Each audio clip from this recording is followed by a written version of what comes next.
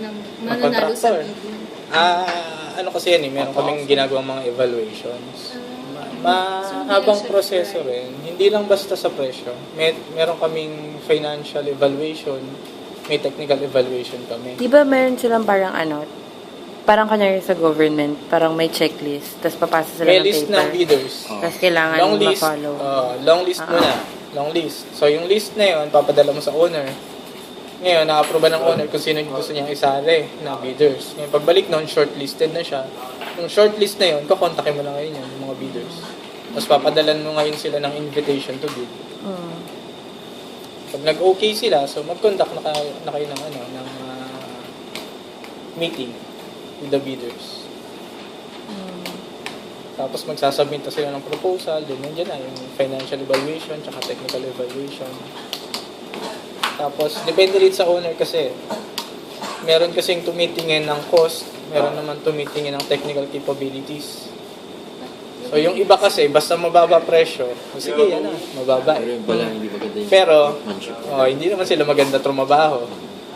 Yung iba naman, tinitignan nila yung technical capabilities kung matatapos mo yung project. Parang talagang kailangan mo malaman yung background ng Track record. Sino sa inyo ang kilala yung EEI, DMCI? Yun, malalaking contractor yun. maganda workmanship nila. Malalaking contractor yun. Mahal din ang presyo nun. Pero may kumukuha pa rin sa kanila, di ba? Kasi maganda yung trabaho nila. So, parang nag-shopping ka lang doon. Parang ganun.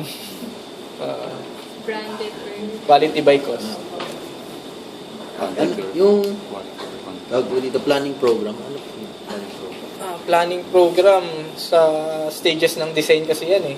Planning program. So simula pa lang may planning na tayo from schematic, DD hanggang for construction. May planning yan eh. Hanggang tumatakbo na yung construction, may planning pa rin yan. Kasi may mga changes, so yun nga, yung change orders na sinasabi mo. Yung mga changes, so pasok pa rin sa planning. Hindi. Actually, project team na kung tawagin namin yan. Pag project team, nandiyan na yung contractor, nandiyan na yung owner, nandiyan na yung project management and designer. Pag project management team, walang contractor yun. Designer, owner, project manager lang yun. Mahabang stage yung planning. Network crashing. Nagka-crash po ba kayo? Network crashing? Ano ba yung network crashing na sinasabi dyan? Kasi medyo, yan. Yung natutunan ko lang po dun sa last meeting lang natin discuss yan. sa construction methods. Parang pag nagka-crash daw, Nababawasan. binibilisan yung trabaho para Yung timetable. Gusto ko na lang yung project duration o mikli para ang tawag namin dyan, tawag namin dyan. Pero with, kasi yan eh, pag nag-network crash ka at pinabilis mo yung trabaho ng contractor, meron tayong tinatawag yun na cost, adjustment. Opo, parang Pag pinabilis mo yung contractor, syempre magdadagdag yan ng tao, ng equipment. So additional cost yun. ay kala ko po parang mas magiging sulit siya kasi Hindi. hindi. So, madalang po mangyari. Madalang mangyayari. Ito pong equipment Pero level. meron mga catch up na tinatawag eh. So yung sa catch up, pag behind na, pwedeng mag-adjust yung contractor, pabilisin niya yung work niya without cost implication yun. Pero kung on schedule, gusto pa ng owner na pabilisin, magkakaroon na ng cost adjustment yun. Either tumaas yung cost dahil magdadagdag ng tao ng equipment. Ano po ba equipment leveling?